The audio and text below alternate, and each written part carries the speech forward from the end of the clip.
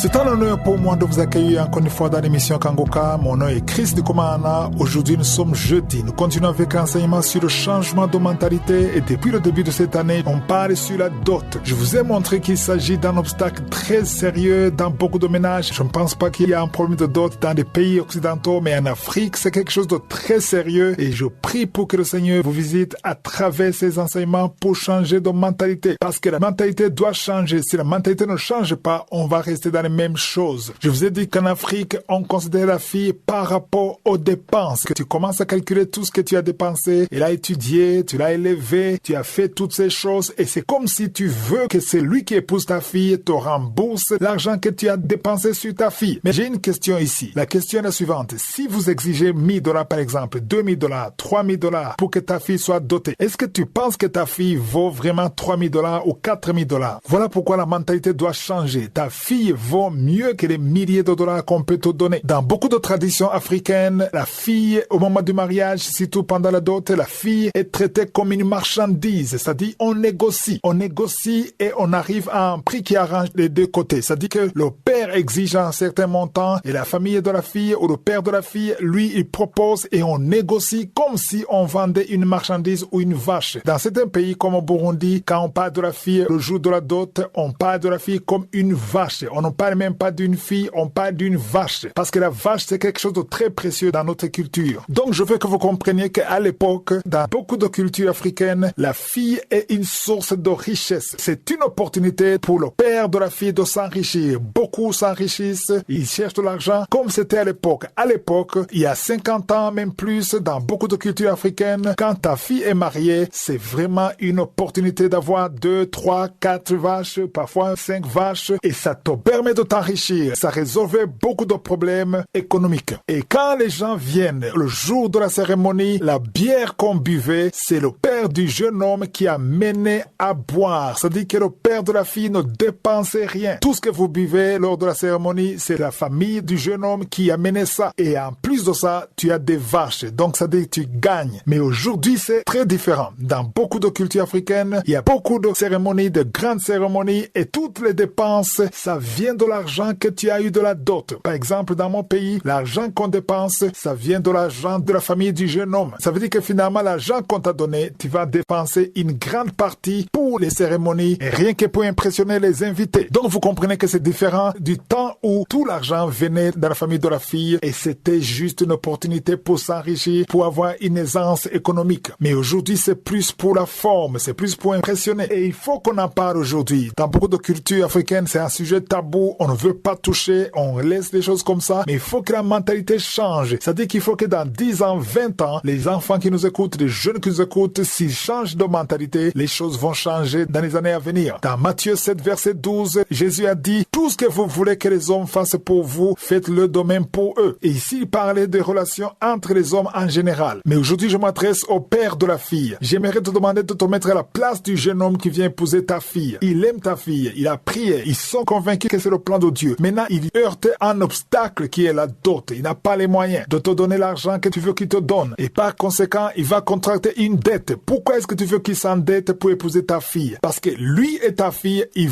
vont rembourser la dette ensemble. Est-ce que ça te plairait que ta fille passe des années à rembourser la dette de la dot qu'ils t'ont donnée? Au contraire, il faut que tu changes de mentalité et que tu aides ta fille. Au lieu que tu exiges qu'on te donne de l'argent, si tu as les moyens, si tu es béni, aide ta fille et aide ton futur gendre parce qu'ils commencent la vie et tu dois être un père pour eux. Comme je l'ai dit au début, je ne suis pas contre la dot. La dot, ce n'est pas quelque chose de mauvais, mais ça devrait être symbolique comme un cadeau, un geste de reconnaissance et de respect. Et chacun devait agir selon les moyens et que ce ne soit pas un obstacle. Et tout ça exige un changement de mentalité. Si je suis le vœu, je vais continuer à en parler jeudi de la semaine prochaine.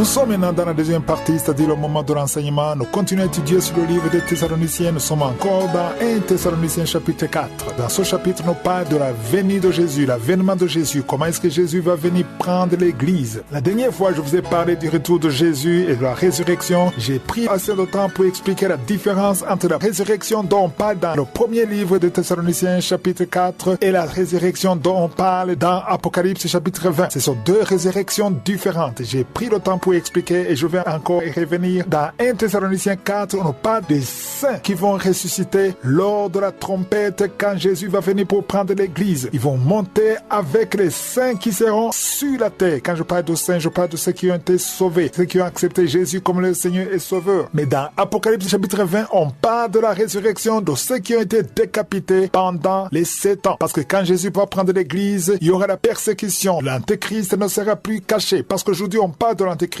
on parle de l'esprit de l'antéchrist, mais on ne voit pas l'antéchrist comme ça physiquement. Mais quand Jésus prendra l'église, l'antéchrist ne va plus se cacher. Pour ceux qui le savent, on est en train de préparer la construction du temple à Jérusalem. L'antéchrist va s'asseoir dans le trône de Dieu. Il va se faire Dieu lui-même. Les gens le verront. L'antéchrist sera un être humain qui aura un messager et le messager aura pour mission de convaincre les gens de croire à l'antéchrist. Si tu acceptes l'antéchrist, tu auras la marque de la bête sur le front ou sur la main droite. Si tu refuses la marque de la bête, tu seras décapité, tu seras tué. Tu ne pourras même pas acheter ou vendre, ce qui veut dire que tu vas mourir. Et ceux qui vont mourir pendant les 7 ans, ils vont ressusciter et c'est la première résurrection dont on parle dans Apocalypse chapitre 20. Tous les signes montrent que Jésus est à la porte. Jésus nous a donné des signes dans la parole de Dieu, même dans l'Ancien Testament, on a dit que Jérusalem va être Jérusalem. Les Juifs qui seront dans le monde entier vont revenir. Maintenant, ils sont revenus. La création d'Israël était l'accomplissement de la prophétie qu'Israël va revenir, que les Juifs viendront des 4 coins du monde. Aujourd'hui, nous voyons tous les signes qui montrent que Jésus est à la porte. Il y a des maladies, des épidémies, les virus que nous voyons, les guerres, les bruits de guerre. Tout ce que nous voyons aujourd'hui, c'est l'accomplissement des signes qui montrent que Jésus est à la porte. C'est-à-dire que Jésus peut revenir à tout moment. Et ceux qui ne monteront pas avec Jésus, ils vont faire face à l'antéchrist parce que l'antéchrist sera visible et on le verra. Maintenant, je vais revenir sur la définition de la première mort et de la deuxième mort parce que dans Apocalypse chapitre 20, on nous parle de la première mort et de la deuxième mort. La première mort, on en parle dans Apocalypse chapitre 20, verset 4. On dit que ceux qui n'avaient pas adoré la bête, c'est le verset 4, ceux qui n'avaient pas adoré la bête ni son image et qui n'avaient pas reçu la marque sur leur front et sur leurs mains, ils revinrent à la vie et ils régnaient avec Christ pendant 1000 ans. Donc quand Jésus va revenir après les 7 ans, il va régner avec les saints qui seront montés avec lui et il va aussi régner avec ceux qui seront tués par l'antéchrist pendant les 7 ans. Et ça, je ne vais pas traîner sur ça. On va revenir quand on va étudier le livre d'Apocalypse. Mais au verset 5, il est dit les autres morts. Pourquoi on parle des autres morts? C'est-à-dire il y a les premiers morts, il y a les autres morts. Il y a ceux qui sont morts parce qu'ils sont décapités, parce qu'ils ont refusé l'antéchrist. Mais il y a d'autres morts qui sont morts naturellement, par maladie, par accident. Tous ceux qui sont morts comme ça, ils ne reviennent point à la vie. C'est le verset 5. Ils ne reviennent point à la vie jusqu'à ce que les 1000 ans fussent accomplis. C'est-à-dire que même ceux qui sont morts avant l'enlèvement, ceux qui sont morts n'étant pas sauvés, ceux qui sont morts dans le péché, qui ont refusé d'accepter Jésus, ils ne vont pas ressusciter, ils vont ressusciter après les 1000 ans. Et c'est ce qu'on a dit, la première résurrection, ça dit que ceux qui sont ressuscités quand Jésus est revenu. Mais ceux qui vont ressusciter après les 1000 ans, c'est la deuxième résurrection. C'est pour ça qu'on dit heureux et saints ceux qui ont pas à la première résurrection. Pour mieux le comprendre, si quelqu'un meurt, on va l'enterrer, ça c'est la première mort. Tous ceux que tu connais qui sont morts, c'est la première mort. Mais si